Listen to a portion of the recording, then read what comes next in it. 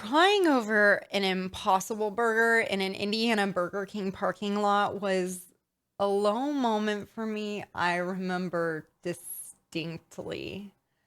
I don't remember the precipitating event, but I remember thinking over and over again, I wish I wasn't non-binary. I was born in Indiana, grew up there, and despite having no trouble making friends, I often felt like I didn't quite fit in. To be fair, I was a gay, pagan, atheist, vegan, in a close extended family of mostly conservative Christian people that bonded by hunting and eating venison. Oh dear. And here I was, crying uncontrollably over some now forgotten event, trying to breathe and chew between desperate breaths as I continued to push the idea out of my head. But it was loud. I wish I wasn't trans. Things would be so much easier if I wasn't. The shame was immense. Generally, I was struggling with the reality that typically smooth introductions I'd breezed through previously now became moments I maybe laughed at or entirely dismissed. My recent ex's voice went through my head as he reminded me I wouldn't be so easily lovable being vegan and non-binary. It'd be hard for me to find a new match. Why are you so difficult? Even more complicated that this was a time I had freshly come out to my Twitch chat. This was actually both beautiful in that they supported me in a way that paved the path for me to know I could have support, but also in a strange way made me feel more shame for being so weak. How are you going to lead a community of vulnerable people when you can't even be proud of yourself? You know how it is. You cry even harder. You choke on a pickle, survive with some swigs of water, take a few deep breaths, lay back in the driver's seat. Your chat wouldn't want you to feel this way. The sunlight was so warm, beating down on me. I rolled the windows down for more fresh air. I contemplated the possibility of going back in the closet. No, that wouldn't do. The gender dysphoria was so intense now that I knew I could do something about it. I wanted to, immediately. I wanted friends who knew who I was. People who mock you for being non-binary aren't treating you in ways you'd allow someone to treat your friends. Would you want to bring someone like that into your fold? The breeze tickled my sun-warm cheek. On a full stomach, freshly cried, and basking in the sun, I chose a new narrative that has served me well. Trans people are misunderstood. It's not about me if someone lashes out. I don't need to take it personally. I've always loved people, and I won't stop now. Even if there are misunderstandings that make people more inaccessible or unsafe for me, I can always find my group. I always have, and I always will.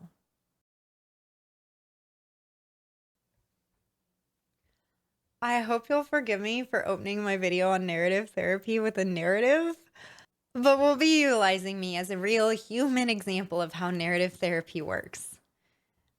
I was attracted to narrative therapy as a relational therapy model because of how it intentionally utilizes methods I have been using for a long time to not just cope with the impacts of being queer in spaces that aren't friendly to people like me, but thrive and find strength and community to fight back.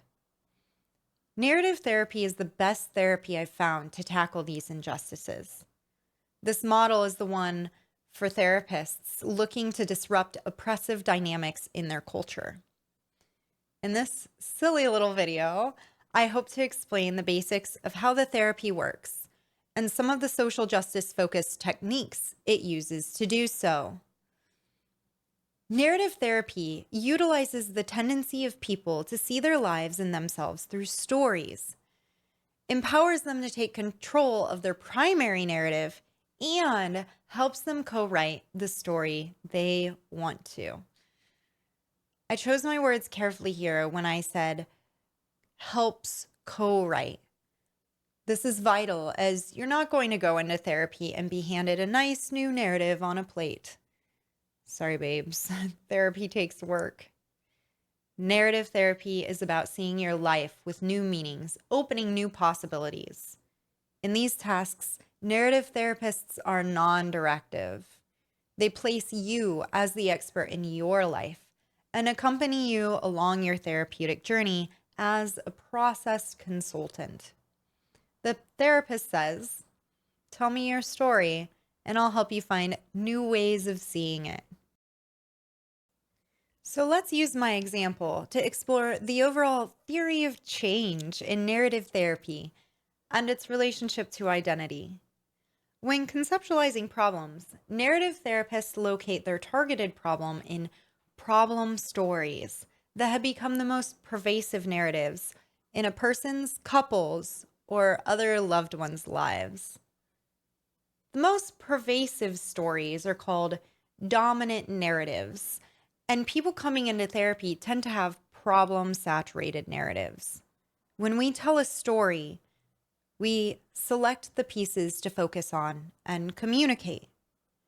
Back in that Burger King parking lot, I unknowingly introspected about the narratives in my life at the time.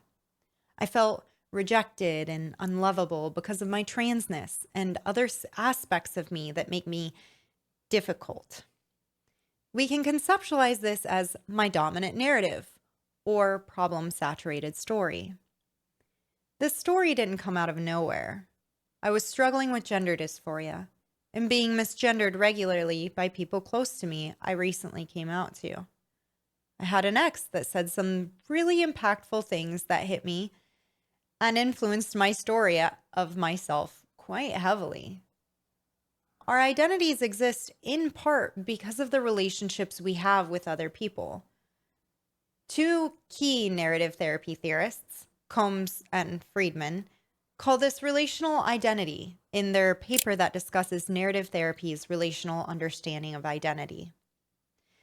My relationships at this time and how they responded to me coming out definitely had an impact on how I viewed myself and my worth, which I internalized as a problem with me.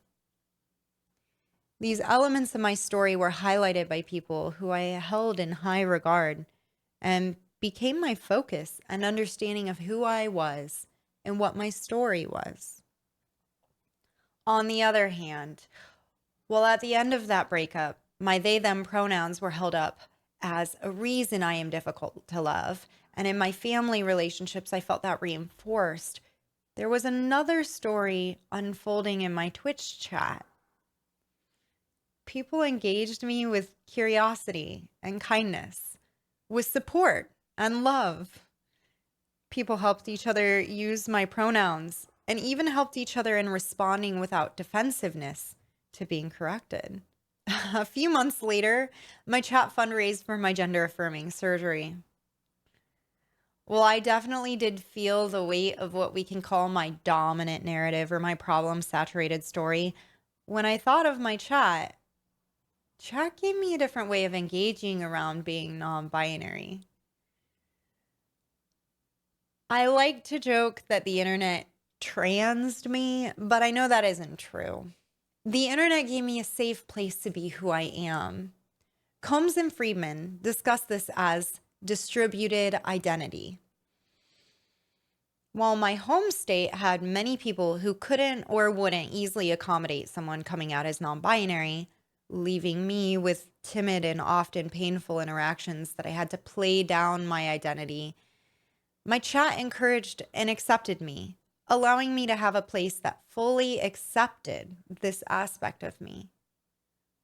All of us have different places we can more fully embody certain aspects of ourselves. And this distribution of identity can open possibilities for us. Chat showed me there were people willing to be kind, people capable of being non-defensive, and even people able to understand and treat me in ways that help me realize myself as the silly little guy and the yearning sapphic that I am. Chat became my testing ground for ways to become more openly non binary and build an accepting space around myself. Chat also allowed me to confidently be and talk about being non binary. We played with different phrases.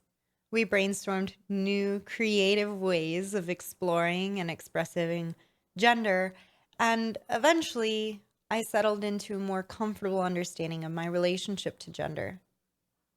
Being able to do this openly with a community where many people understand or empathize with my struggle was really helpful. Combs and Freedman discuss the performative sense of self, in that we enact who we are and we are an audience to the enactment of other people's identities. After being live and having to introduce myself to new people multiple times, it allowed me to practice doing so in a way that I think works for me. This is one of the most powerful elements of how narrative therapy sees people and their identity. We aren't just being who we are always becoming who we are. To the narrative therapist, our identities are fluid. Combs and Freedman reference White in his discussion of migration of identity. White uses the example of abuse survivors shifting their experience of imposed identity that came from abuse or their abuser to a new identity that they prefer and choose. This metaphor can be helpful for survivors of abuse, separating themselves from their experience of the abuse.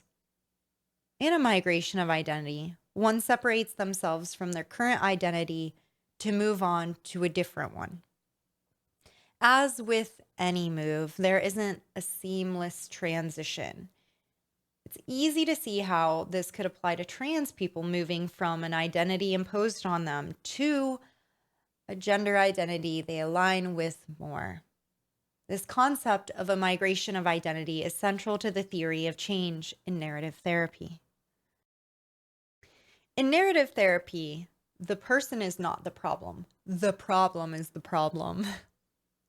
When people come into therapy, often they'll locate the problem in either themselves or in others.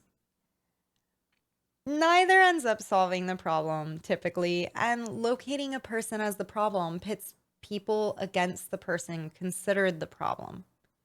Shifting one's mindset through externalization of the problem allows for more effective problem solving. So in this case, the problem is not me, nor is it necessarily the entirety of Indiana's population or each individual that I interacted with.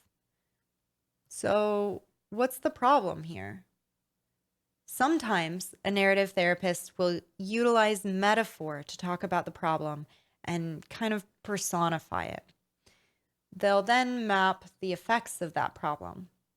In this case, I would say the problem is transphobia in society.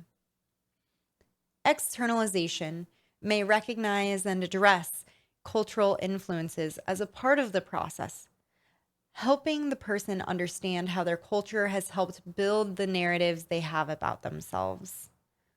Culture can be a powerful force for good, bad, or a strange combination of both. Narrative therapists cannot be all-knowing about every culture they work with in the ways it impacts their client, but they can be mindful of the impact culture can have and help their clients identify which aspects of their culture contribute to counterproductive narratives about themselves. Addressing cultural influences is one part of deconstructing the dominant narrative that has taken hold of a person's life and perspective. This may also be a starting point for exploring alternative narratives with an individual. I'm lucky in that I had many alternative stories easily available for me. I had a community that had many trans people in it, and they were already sharing stories of the strength, vibrancy, and authenticity of trans people. These alternative stories are where the beauty in narrative therapy happens. The individual can move from feeling like a perpetually anxious person to a person that's learned to combat the impacts anxiety had on them in an empowered way. The couple can move from one that can't get on the same page to one that savors the snippets they share and reads more deeply into their partner's page when they might have skipped a little ahead. A family can move from struggling to handle their out of control teenager to helping their teen who is seeking independence safely find it. But how?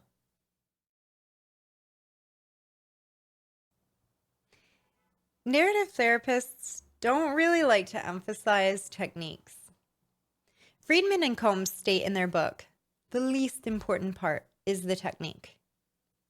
Narrative therapists are not operating on machines. They are practicing the philosophy underlying their theory of change in an attempt to help people change their lives. People, as biopsychosocial beings, are much more individual than machines. However, I was drawn to this therapy style because of some of the techniques utilized in narrative therapy that I've naturally used to build community in places I've been disconnected, and then advocate for myself and others. I was inspired and encouraged to see these ideas were built upon, and there were additional ideas for ways we could help people achieve change. The most prominent techniques you've already heard me discuss: externalization of the problem and its connection to examining cultural messages, as well as the concepts around identity from Freedman and Combs. There are many more. Some of these ideas have appeared frequently in my readings, while others are much less common and I've had to seek them out. These are ideas used by narrative therapists, shared with other narrative therapists to help their clients enact their theory of change. But as Freedman and Combs say, they are only useful when they are useful. Another prominent technique utilized by narrative therapy, but if I remember correctly, originates in solution-focused therapy, is unique outcomes. Unique outcomes are explored to find alternative narratives. In my dominant narrative at the time, there was a sense of being a burden. To look for a unique outcome, a narrative therapist might ask, when do you not feel the impacts of transphobia in society? Or, when do you not feel like a burden or feel that less? Finding these unique moments can help give a glimmer of light to follow for an alternative story. In this case, chat often created unique outcomes for me that provided me maps that I ended up taking and expanding in my offline life as well. Here, we also see how distributed identity can help us find unique outcomes. Well, I definitely did feel the weight of what we can call my dominant narrative or my problem-saturated story when I thought of my chat. Chat gave me a different way of engaging around being non-binary. I like to joke that the internet transed me, but I know that isn't true. The internet gave me a safe place to be who I am. The work isn't done in just identifying more functional narratives, because the dominant narratives we get stuck in can become strong and habitual. We have to spend time moving into and being in all our alternative narrative. Narrative therapists call this thickening the narrative. Understanding identity as relational, we also want to tap into our social systems to thicken the narrative. The therapist becomes the place for exploring, testing, and eventually thickening the narrative to start. Letter writing as a way to thicken the narrative is unique to this model of therapy.